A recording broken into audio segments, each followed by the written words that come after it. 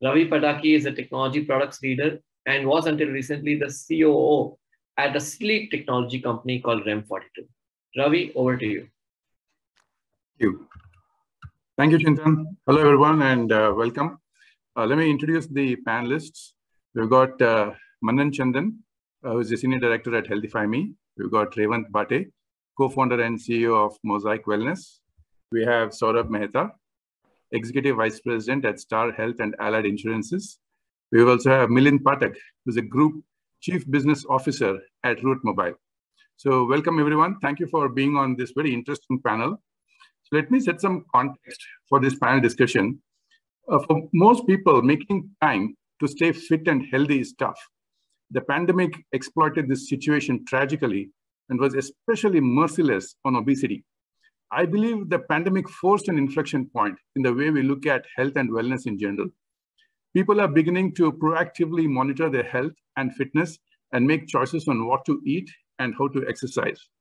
Wellness, which is a general term for yoga, meditation, diet, nutrition, spa, fitness, is now a $4.5 trillion industry globally. So let's explore the factors driving the wellness and healthcare industry and see if we can get some predictions from the panelists and how technology is driving the industry. So once again, welcome. So maybe if I can start at a 30,000 feet level and then kind of bring it to the ground, I would like to first open with this question on, maybe if I can start with you, Saurabh, and this question is for all. What is your view of consumer healthcare? Can you give us a breakdown of the consumer healthcare landscape?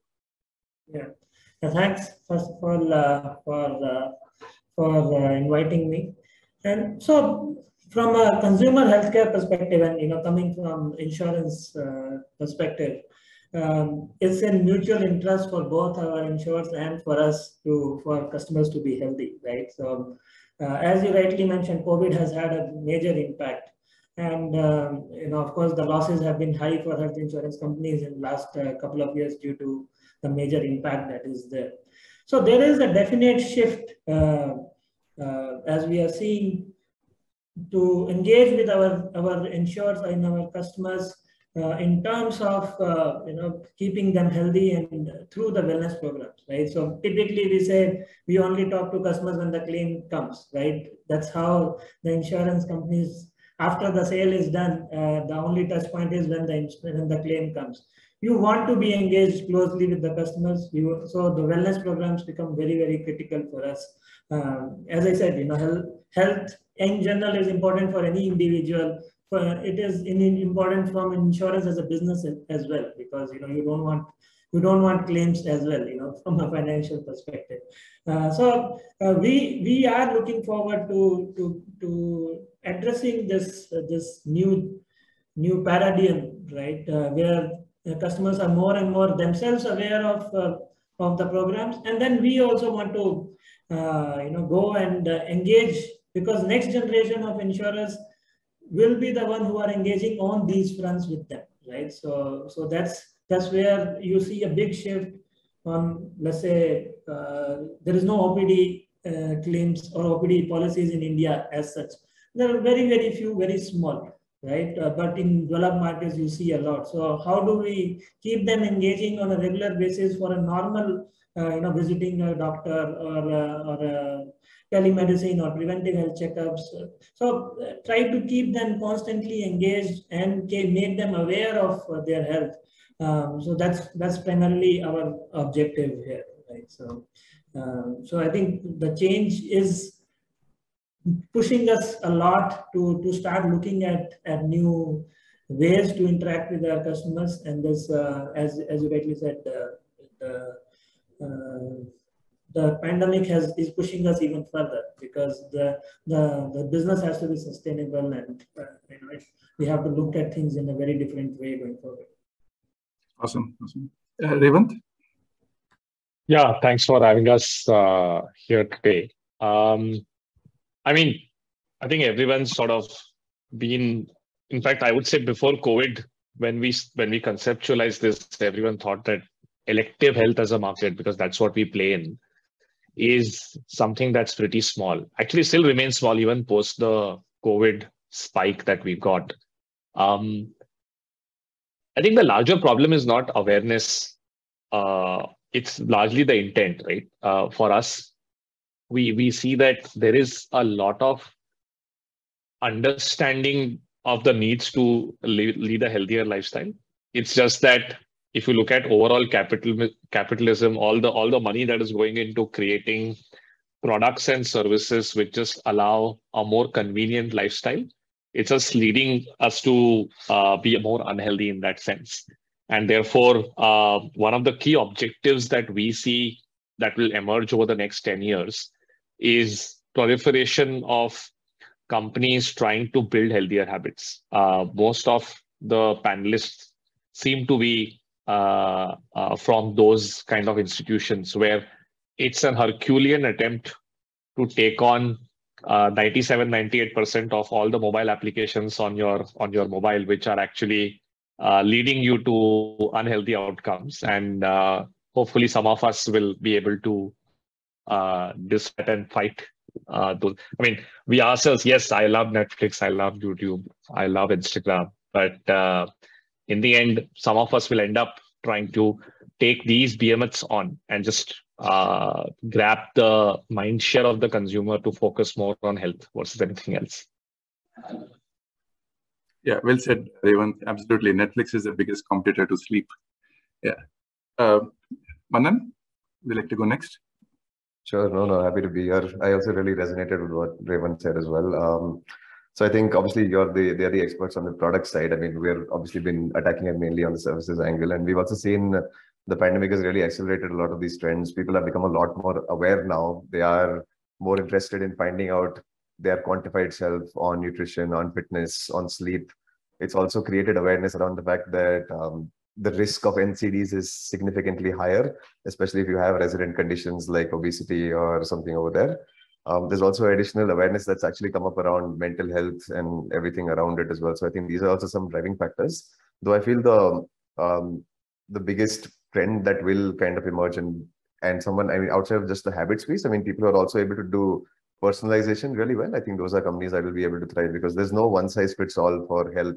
We need to come up with almost personal solutions that can help people out and also take advantage of the new behaviors that have been created. Like, for example, the pandemic has caused home workouts and home diagnostics, right? I mean, all of these things are stuff that has started happening a lot more now. So I think these are industry trends that we'll all be able to take advantage of also going forward. Great, awesome. Over to you, Milind. Thanks, Ravi, and it's great to be around here. So I think most of the guys have covered the points around here. Let me try and take a step back and see and give a slightly different perspective to this whole point, right? We all are aware of risks of obesities, right? It's just that we are not conscious of it, right? Till the time it really hits you and you have a medical condition that has emerged, which is diagnosis, then you suddenly alarm bells starts ringing in you, and then you start taking actions around it, right? So prevention is always better than the cure is very widely said, but we don't tend to do that across, right?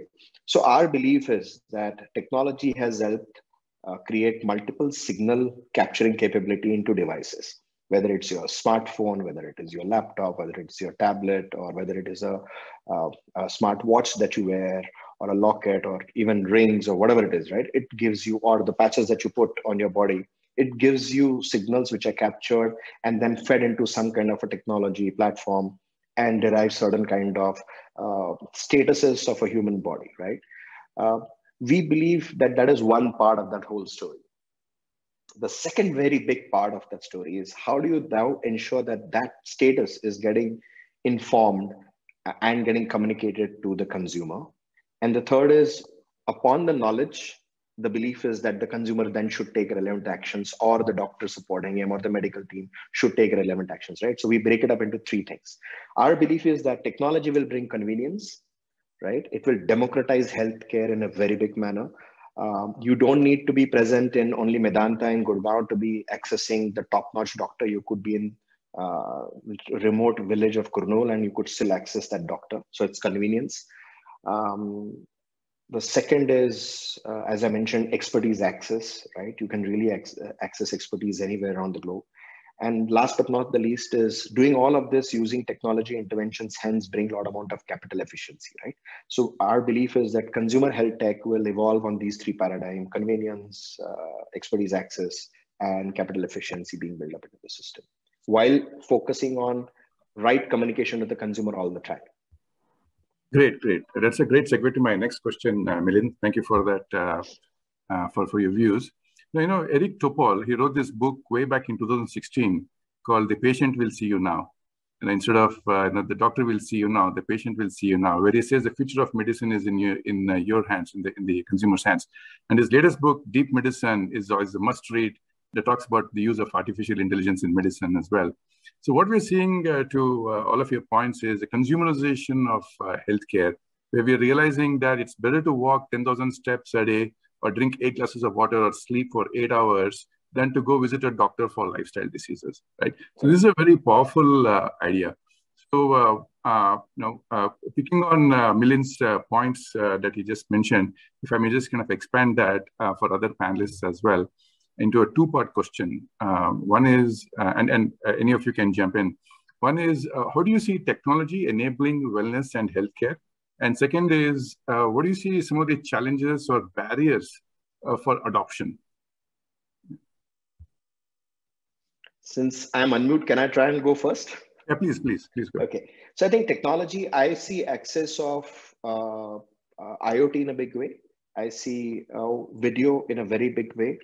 I also see audio coming in a very big manner in certain markets where video, because of bandwidth, is a difficulty. So I would call it passive signals without the knowledge. I mean, if you look at a smartwatch, the signal is there, passive. You generally don't know about it. Video, when you're interacting, like the way we are interacting right now, is very active signal. So I would break the technology into passive signal and active signal. We believe active signal will fundamentally be on video and voice, and passive signal will be on things like chips or IoTs and those kind of stuff. Now, but all of them will be intermingled and mixed, right? So for example, if anybody of you uses Garmin watch, it gives you a kind of a small vibration. If you have been sitting for, let's say 30 minutes, it gives you a vibration saying you have not walked, and it just buzzes, your hand buzzes. And so I'm sure iWatch will also be able to do that, right? So there will be some kind of communication or a signal associated with that, right? What is the barrier was your next question. I think the biggest barrier here in the beginning is stitching all of this together in a tricky subject like health, right?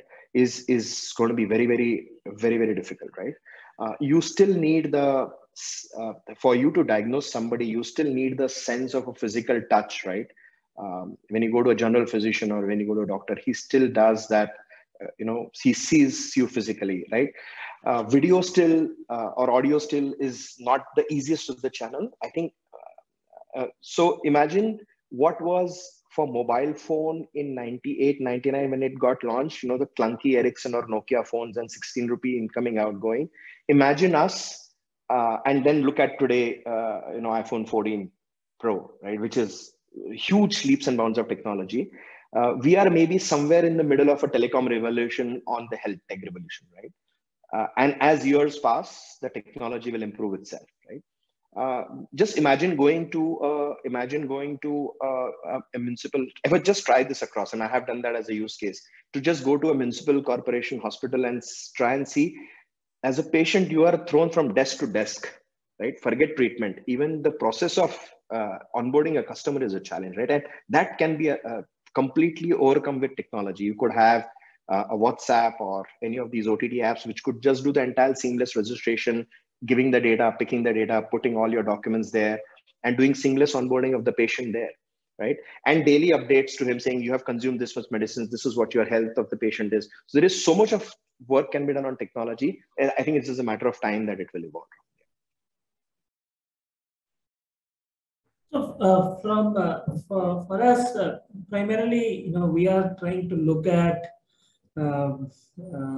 how we can respond in time. So that's the most critical factor, right? So not just so as Milind rightly mentioned, there are wearables today. There are enough devices today which can give signals in due time where we can respond. So creating a service infrastructure when we get those signals, that's very important. So first of all, getting those signals, And that's not just for something, let's say a cardiac arrest, or can you get it in time and respond to it in time? Even for something which is say lifestyle diseases, can we do so? Technologies like vital scan on a time to time basis, so that we know whether something is not going right. Or the interesting technologies that we are exploring is like determining a propensity to say a disease beforehand. So is there a likelihood of somebody developing a cancer in future, or is there a likelihood of somebody developing? So there are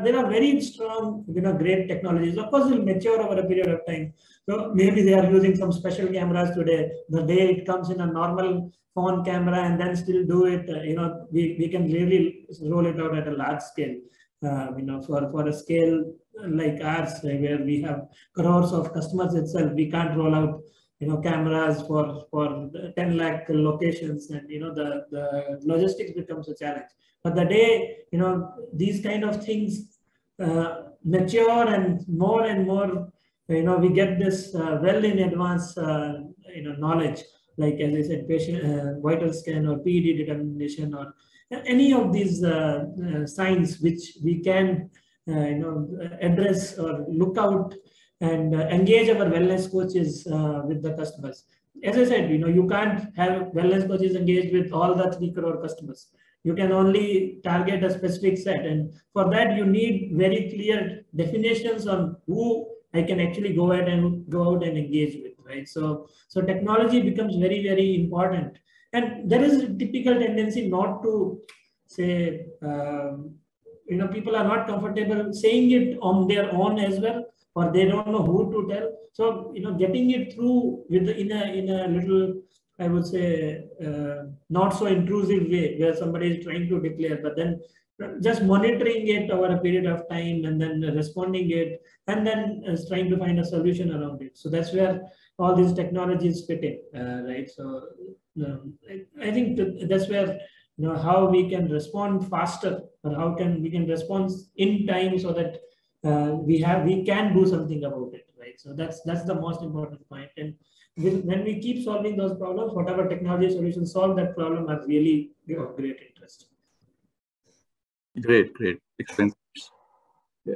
Maybe I can just quickly go from my side as well in the end. So I think trends-wise, totally agree that IoT is huge. I think lots of focus coming in from the big players like Google, Apple also, where health is a very critical element of their devices going forward. But outside of that, at least one trend that we are noticing maybe at Healthify over here, and this is also something that we are actively investing and growing as well, is that obviously our business largely right now is health coaching. You have nutritionists and trainers who are on the cloud who are helping users out over here. And we realized that in order to scale this, we actually don't need to substitute them via tech or something. You don't need a chatbot that comes and does this over here. You actually need to build tech and solutions that augment them and make their jobs a lot more easier. So I think that's where we are seeing trends. We are noticing that our AI assistant handles almost 40 to 50% of incoming chats. And the reason it's able to do that, because a lot of the mundane, repetitive questions that would go to a nutritionist, stuff like, should I eat this for lunch? Is this something that you recommend? That's something that the AI is classically able to get to. And what's interesting is that if the AI doesn't know the answer to that, it actually just asks the nutritionist and then learns it for the next time.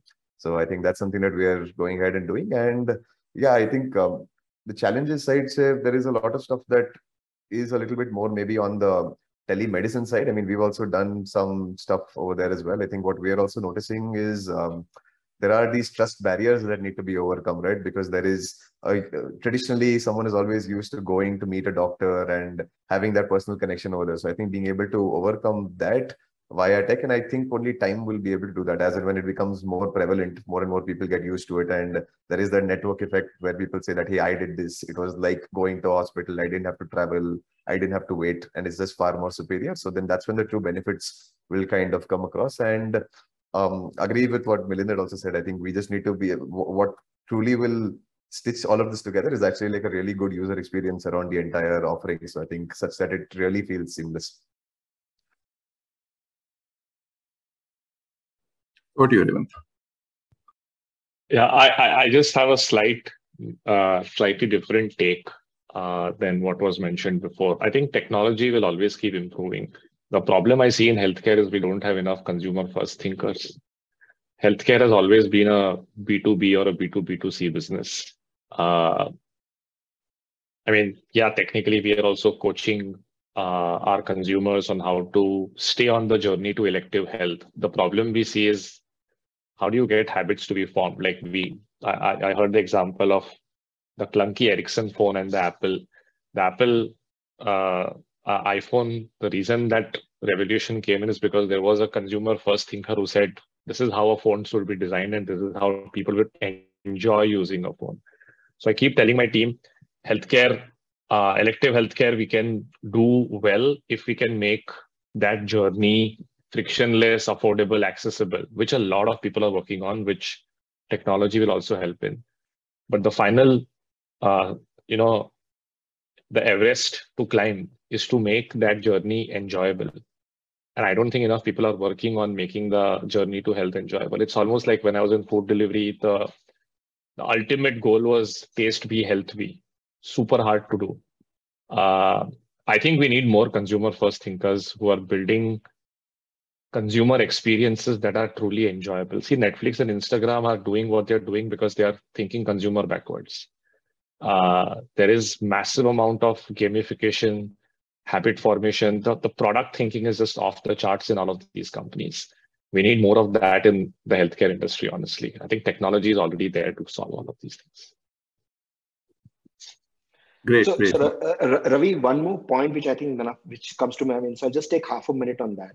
I think one more area that is a challenge which a lot of people, and I think I pick up on Revant's point here, is the privacy issue, right? With plethora of devices picking up my signals, right?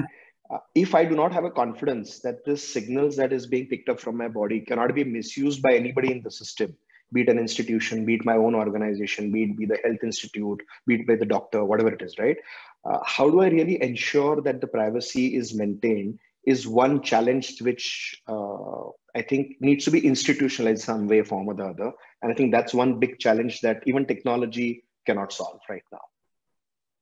Right. Yeah, that's a very good point. Some very excellent points from all of you. Fantastic. So let's kind of briefly touch upon the cost economics here of digital health. Can you talk, any of you talk a little bit about what some of the spending patterns on wellness products or services, what are people spending, and where are you seeing demand come from? Anything that surprises you?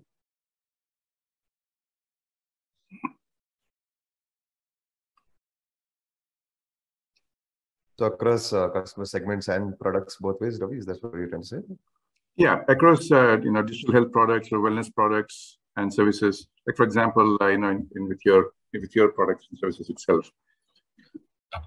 So it's interesting. I mean, we've also recently launched a new suite of products where we're also integrating a whole bunch of devices and services over there. I think there is a lot of interest and curiosity around newer things. So one of the things that we're trying in a limited pilot is a gut microbiome, for example, and there is surprising interest for that as well. So the process of getting the sample is something that I won't go into right now, but then maybe it's something that it is a very good indication of what kinds of food work for you and what doesn't work for you. And that's also something that we are seeing surprising interest coming in for, because it's actually very personalized and tied to what a user wants to truly understand, and taking that information really supercharges the advice of a nutritionist, because then it's actually very, very customized and bespoke. So I think any trends that are very are building solutions that are more personalized and bespoke are something that we are seeing more and more customers gravitate towards. There is a little more spending power also that is actually coming in over here as well. So for example, these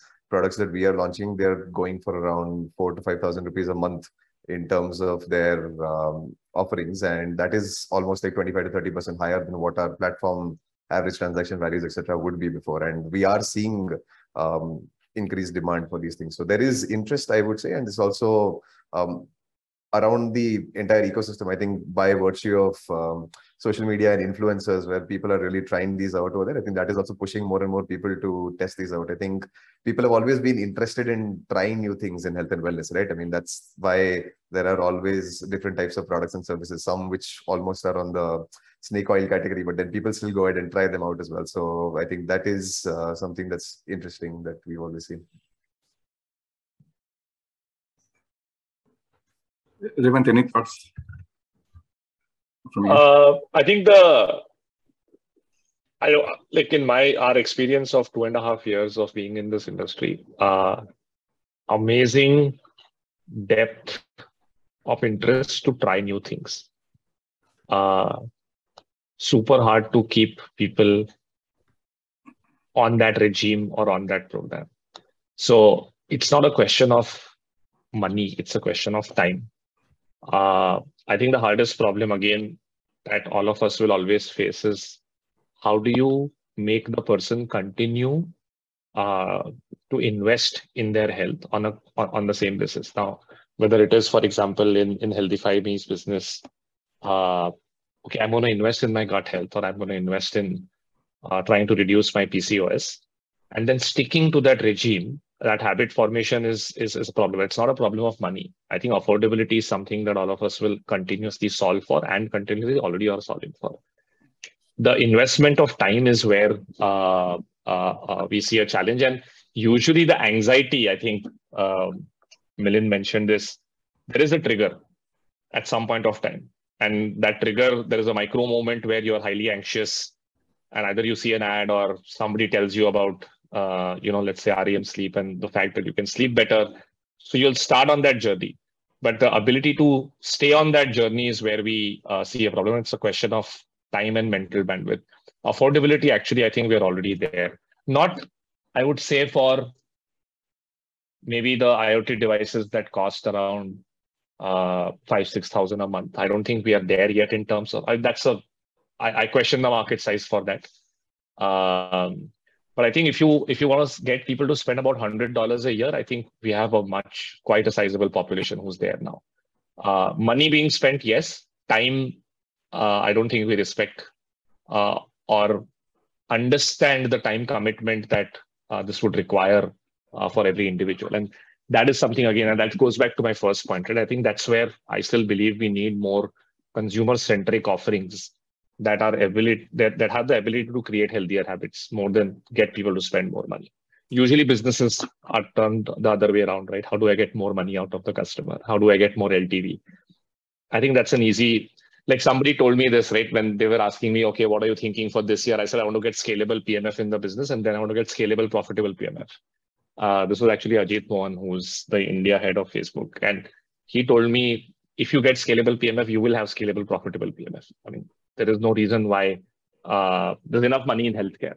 So the problem to look at is converse. How do you actually get scalable PMF, which eludes most healthcare companies in my view. Awesome. And any insights from geographically or from socioeconomic categories? Where are you seeing? Actually, surprisingly, interest because access to good healthcare was not there in tier 2, tier 3, I would presume, because most people would want to congregate in the top 20 cities. At least the medical professionals would get a decent amount of, let's say, LTV, if you can call it that. We are seeing tremendous amount of interest in healthcare, even in tier 2, tier 3. I think COVID also accelerated. The economically wealthy class also doesn't necessarily now only stay in tier 1 cities as well, right? So it's very, I think India has become very, very homogeneous now in that sense. I don't think there's any tiers we should look at. It's generally economic spending power basis household income. That's about it. I think the geographical spread is something that's become a little, I would say, homogeneous post-COVID in that sense. Wow. Okay, cool. Great. Hey, I'm getting a time check. So let me just jump to one last question, and then we'll jump to rapid fire, and then we will open it up for Q&A from the audience. So just one last question here. We're seeing several connected health platforms and ecosystems come up. right? So for example, Apple digital health platform is one thing. So any thoughts or comments on how you see these connected health and fitness ecosystems shape up? Anything in particular that you are tracking, that you're excited about? Would you like to share?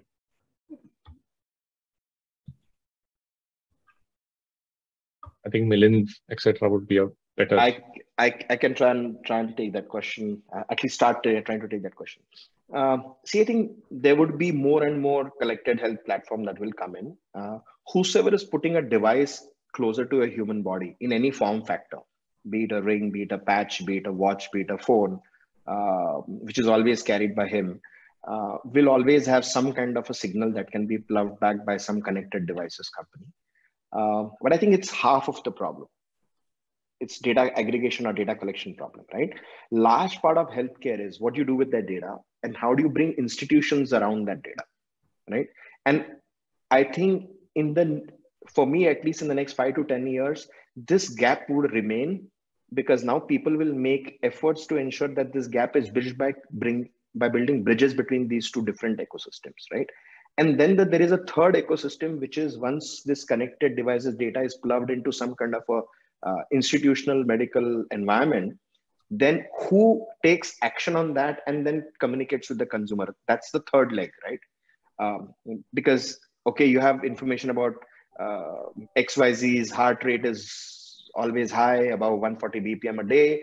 Now that goes to the Apple information, but if it is not going to any particular institution and then to an institution, to a doctor, and then plowing it back to that particular patient, it's just data lying somewhere, right? There is no insight, there is no actionable on that, right? So I think these three things need to be connected. The connected ecosystem, the institution which will analyze the data and take concrete actions, actionable insights as we call it, and then communicating that insights and doing that across, right? There is only one problem. I know Revant comes from a health tech startup, so I'm completely awe-inspired by his vision of wanting to make it a consumer experience. But there I'm slightly defeatist to the thought. I believe that lean forward products and lean backward products cannot have the same consumer experience, right? Health is a lean backward product. Netflix is a lean forward product. I always look forward to entertainment. I always am cautious on health, right? It's a natural body language, right? So the user experience has to be improved. There's no denying, and connected devices will make that better. But I don't think it has to copy Netflix, right? It has to remain in the philosophy at the point to say that the consumer will always be conscious or cognizant of I have to go for my fracture treatment. I have to go for my spine problem. I have to go for my blood pressure. I have to go for my diabetes. Are lean backward moments in everybody's life. Nobody wants to face it. So you'll have to measure the user experience with the help of connected devices, which will improve as it goes forward. Yeah. Great. Fantastic. So before I get kicked out, let me just kind of quickly jump into rapid fire here, but some excellent points where I would have loved to kind of carry on this conversation. Just quick rapid fire. We can first start with Milind, and then Saurabh, Revant, and Manan. How many hours of sleep do you get per day on average? If my boss is not listening, I sleep about 6 to 8 hours. If my boss is listening, under 4 hours. Okay. Saurabh? The moment I heard about RAM 42, I wanted to be a client. Actually, me too. You have 4 clients here, Revant, for sure. Yeah. Awesome. No, but I sleep 5, 6 to 7 hours. But as Milind also said, depends on how the day went. Okay. I have a 2-year-old, so she dictates my sleep schedule. So usually 6 hours is good sleep if I manage to get it. Revant? Yeah, I think the attempt as a health tech company is to get to 8, but as a CEO, I think the stress of entrepreneurship does take its toll. So I think a good day is a 6-hour sleep, honestly, which is, again, I don't think we are the healthiest, or we should even be on the panel if you're all sleeping so less. Actually, the research from 4 is encouraging, because I thought I'm only getting less. Yeah. But that's fine. I mean, India is the second most sleep deprived nation in the world. Yeah. Okay. Next question. A book you're reading right now, or a podcast you love. Any recommendation for the audiences? I recently was listening to the First Principles podcast by the Ken. So there's this interview that he did of Kabir Biswas from Dunzo. So fascinating conversation. Really recommend it. Okay. Anybody else want to take a shot at it? I'm doing India Called Bharat by Sai Prasad. He's a Supreme Court lawyer. It's an amazing book of decolonizing the mind. How do you unshackle the entire colonial history for last 400-500 years and how you need to decolonize your mind? It's an amazing read. I would recommend it strongly. Okay. Right. I'm getting a time check again. All right. One last question and we'll close the round. This question, all of you, Fitbit or Apple Watch or Aura, which one would you recommend? Milind? Garmin. Okay. Phoenix 7. Okay, great. Saurabh? I've only used Apple, so I don't have experience on others. Okay, Revant? Whatever is economical and enjoyable for you. It's not stress needed things. All right, Manan? Yeah, totally. Just get what works for you. Okay. I use the Fitbit, but get what works for you. Yeah. Okay, great. Fantastic. Thank you so much, everyone, for being on this panel. Got some really amazing insights, some very good points. Thank you so much again. Over to you, Chintan. Thank you. Thanks, guys. Hey, just learn an apple a day keeps the doctor away. So really, great to hear so many inspiring minds share their stories. And Ravi, thank you for moderating this.